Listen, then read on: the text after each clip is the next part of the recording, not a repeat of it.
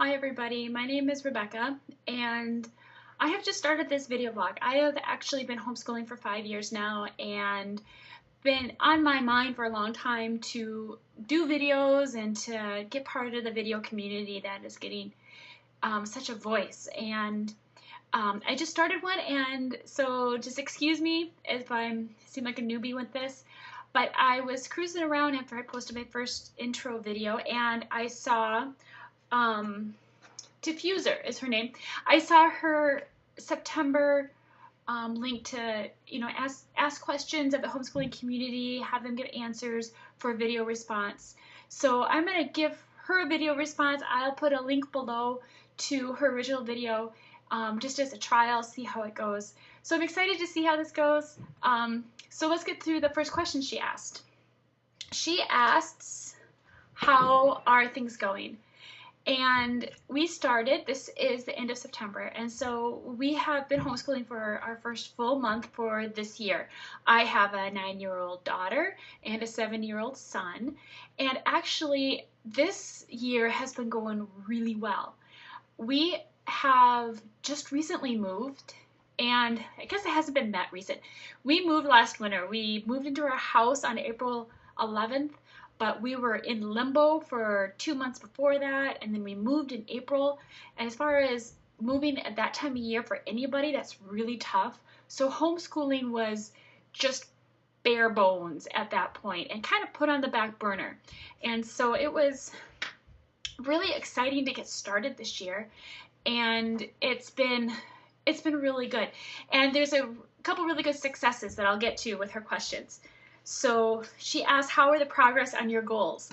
And which is really funny because this is the first year I've actually written my goals out. And I'll do another blog on my schedule and how over the years we figured out how to be successful, at least how I'm successful with my schedules. Everybody's different. So it's been a struggle to try to find a schedule, but inside my schedule, right here at the front, I have our goals listed.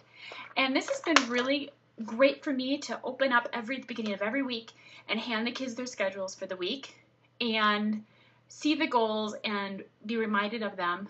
And then at the end of each 9-week session, I'm going to sit down and review our goals. But having those goals laid out, actually for the first time in 5 years of actually sitting down and typing them out. I've always had them in my head, but for some reason typing them out just made it so much better this year. And it's actually been going really well because of that fact. So I could recommend anybody that is homeschooling, everybody's got goals. There's got to be a reason why you're homeschooling. So write them down, even if it's on like a post-it note and you put it right in front of your desk or something, just to kind of keep reminding you of, this great thing is popping in. Should we do it? Well, look at your goals, compare it to your goals. And if it's part of your goals and it fits in, then do it. But if it doesn't quite fit, maybe either wait, and then when it becomes part of your goals, add it in, or adjust your goals, and then you might have to realize that things just have to be adjusted, and goals can be adjusted. So always keep reviewing them. So that brings us to her third question, which is victories. And one of the goals I had on my sheet is, what was it? To check work on a daily basis. Now, that might seem like a no-brainer to people, but I am kind of everywhere at once. My brain is just kind of crazy. There is a homeschooler named Carol Barnier, and she's a great resource, and I feel like her kindred spirit, the fact that brain is always going so crazy. And she has a book out called If I'm Diapering a Watermelon, Where Did I Put the Baby?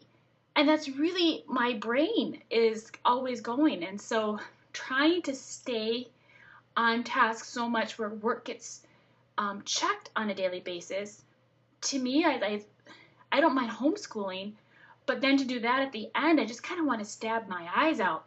So what I did, and I'm so thankful that God gave me the realization for this because it has been a lifesaver, is I enlisted the help of my husband. So every day the kids fill out their schedule sheet, and it's not super detailed. It just basically has each subject listed. And every day they have to turn in something. So my son does typing, so he has to print out the typing sheet that he did for the day. Or they're doing a different subject. So basically every day I figured out a way that they can give something to turn in to my husband. And then he takes their schedule, checks to make sure they've done it, grades it, gives rewards per what they've gotten done, and we're done. Excuse me. So it's been actually a huge victory in our house, because it's worked because, number one, the kids actually feel more accountable to him. I'm not upset by this. It's okay that they feel more accountable to him when it comes to this. I teach it to them, but they know that Dad's going to check it, and he's the principal, so they're going to do it. I am more accountable because I want them to have something to turn into him, so we stay on task a lot better every day. And then because they're accountable to them, they're excited to show him the work, and if they don't have it done, then it's, he asks them why, and they have to be accountable on that aspect too. But even better is that he stays in on the daily basis of what they're learning, and that is huge. I realized that this isn't just mom schooling, but this is homeschooling, and so we want everybody in the home to be part of this. And so that's been a huge victory, having him check their work every day and having that accountability. And then number 4, she asked, I've got them written down on my little post-it note right here. Number 4 is struggles. And we've had a lot of successes this time of year. I know it's not going to stay that way. There's going to be a few struggles here and there. And one of the biggest struggles I have right now is kind of letting go of some of the expectations I have, especially with my son, only for the fact that he has a harder time doing the writing and the small motor activities and things. And so how do I still get the focus of the subject without the requirement of the small motor? And he and I had to have a talk today because we do a spelling curriculum that uses tiles and moving them around. He didn't want to do the tiles, but he has such a hard time writing. And this fall, we started with the writing again, and he was doing pretty well with it, but then it just kind of crashed. And so we're trying to do spelling, and he's struggling with the writing, but he knew the words.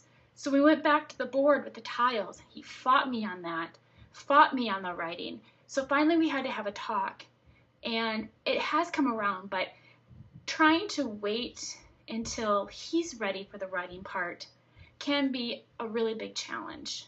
So that's something that we do struggle with as more like me making sure that he's ready for what it's time to do, and then if he's not, to back off and to wait. Sometimes that waiting is really hard because I want him to know how to do it, but it has to do it on his time. And then the last one is how to silence the outside, which I'm assuming is how to keep concentrated on homeschooling when it's time to homeschool. Basically, my phone's out the window, not out the window, but I put it upstairs for most of the homeschooling. I'll check it here and there. I'll kind of check my email. The kids are on their own pretty much, but in the mornings, I don't schedule anything. People have asked me if I want to do Bible studies. It's like, if it's in the morning, no. There are so many really great things to do, but I have decided that the only way to make homeschooling work is to be home and to do the work. So if we're not home, even if it's fabulous things to do, it's not going to get done. So I've had to make the really hard choices to say no to a lot of things. And so nothing happens at our home in the mornings. And that has been a huge help. If we don't quite get our school done, then we have to pack it up and take it with us, or we have to finish doing it through the rest of the week or something like that, which is definitely not ideal, but it's been huge. Making that commitment for us, it was hard, but it was one of the best commitments we've made when it comes to our homeschooling journey. So there you go. There you have it. Hopefully it's not too long of a video. Hopefully it's answered some of your questions. If you have any questions, please feel free to leave me a comment, and I'll get to it as soon as I can. I really appreciate you guys watching, and please subscribe to my page, and I will keep posting things, especially about how the curriculums we've used, the goods, the bads, the uglies. It's all there. So everybody have a wonderful day, and we will see you soon.